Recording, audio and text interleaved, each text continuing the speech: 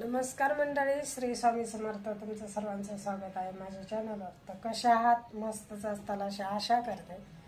तर चाललंय ब्लाऊज शिवायचं काम. सकाळ सकाळ ब्लाऊज आणून शिवायला दोन ब्लाऊज आहे, पण लाईट म्हटलं राहते का नाही काय माहीत. म्हटलं एकच देईल अगोदर शिवून, कारण लाईटीचं लई हे राहिली तर मग दोन्ही कंप्लीट करते. नाही राहिली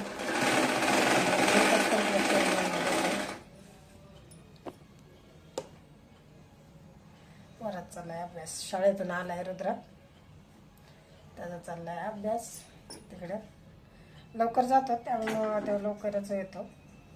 तर म्हटलं चला आता ब्लाऊज शिवता थोड्याशा गप्पा माराव्यात तुमच्याबरोबर. तर तुम्ही बसवला असेल गणपती बाप्पा. तुम्हाला सर्वांना गणपती बाप्पाच्या खूप साऱ्या शुभेच्छा. तर तुम्ही कोणी बसवलं गणपती नक्की कमेंटमध्ये सांगा. आम्ही नाही बसवत, कारण एकच रूम आहे, त्यामुळं गणपती बाप्पा नाहीत बसवत आपण. तर कस्टमरचे 2-3 ब्लाऊज दिले शिवून, एकदम परफेक्ट बसले.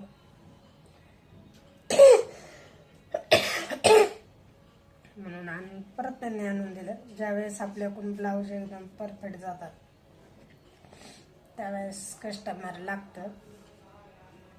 माझं इथं झालंय, ज्यावेळेस मी ब्लाऊज शिवून दिलं त्यावेळेस त्यांना परफेक्ट बसल्यात. त्यांनी मग मला सकाळ सकाळ आणून दिलं शिवण्यासाठी.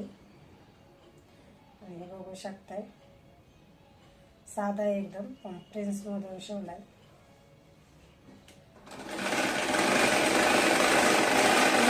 शिवायचा रुद्राला घ्यायला गेले, त्यातनं राहिला.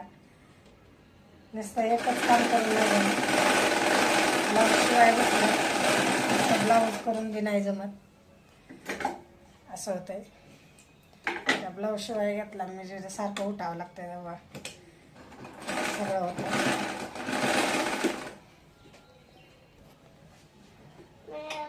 सारखा धागा तुटतोय. हा कर चालू, हा कर फॅन चालू करायचा. धागा मशीनचा बी सारखा तुटतोय. सारखी बंद असली की मशीनचा धागा तुटतो आणि कैची बी व्यवस्थित चलत नाही. ह्या दुसऱ्या मशीन बरोबर घेतलेली कैची, बऱ्याच वर्ष झालं त्याला.